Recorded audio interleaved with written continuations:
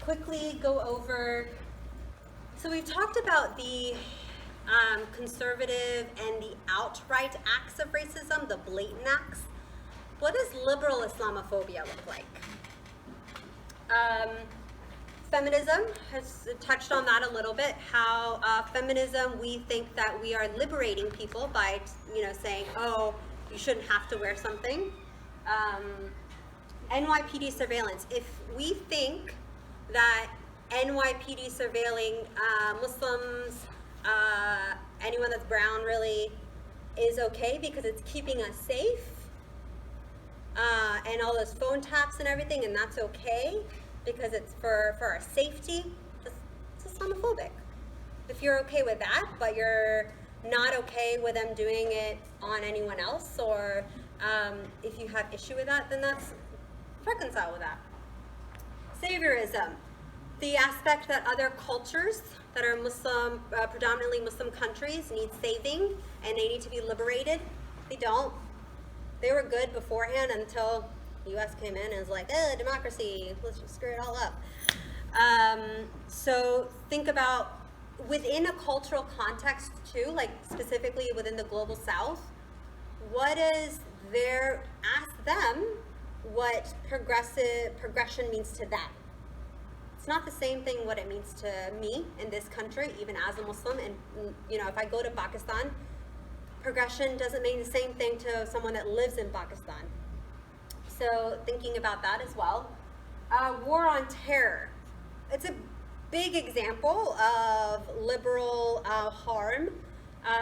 Obama, drone wars, killing a lot of innocent Muslim civilians. It's a hard thing for people to reconcile with because it's Obama, but hey, Obama and Clinton killed a lot of people. A lot of blood in their hands. Much higher than past presidents. So, controlling other countries. So the U.S. going into, this goes back to like the 90s, Gulf War, War on Terror, controlling other countries, going into other countries and saying, and manipulating them against one another. That is modern day colonialism right there. So pitting the Muslim countries against one another, and then also doing it in the name of democracy.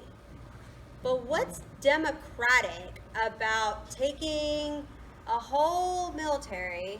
I have friends in the military, so I'm not hating on individual soldiers, people in the military. So let me preface that, especially because I'm on recording. But taking them, instituting them into the country and be like, this is a democratic process. We are going to liberate you. Imagine that if that happened to us. If we had a foreign nation come into our country with thousands upon thousands of people in army trucks, or whatever they're called, little things with, they're dangerous, that's all I know. They're unnecessary. And so thinking about oil, using oil as an excuse, well, it was an excuse, that's what they wanted. They used bombs and drone, whatever, as an excuse, but nuclear weapons as an excuse, but really they wanted oil. So using, that is modern day colonialism as well. Israel funding Islamophobia, and we are going to discuss that also later on in the next few sessions. And using their, that funding is not just with Palestine, but also bringing that money here as well.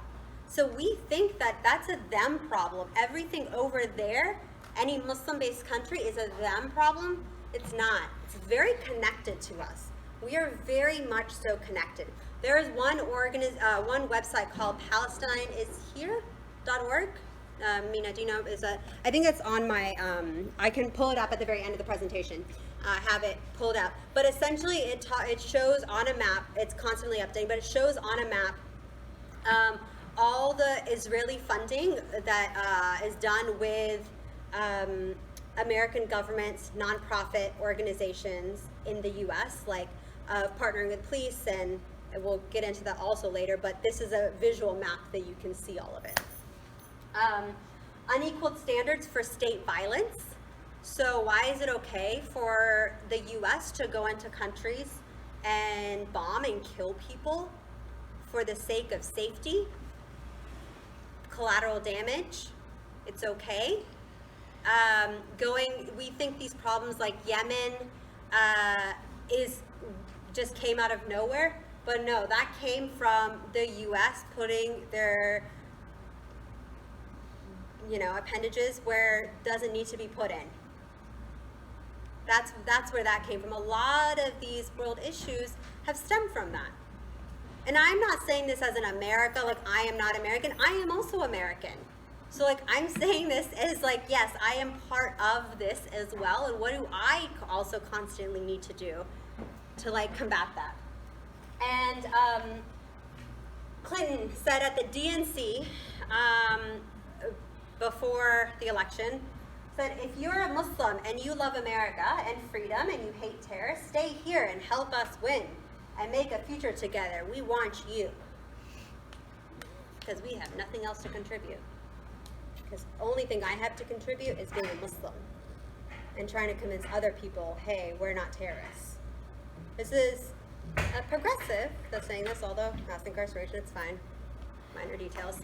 But a progressive that is stating this. So really thinking about how liberal Islamophobia has a lot of lasting effects. You can go next.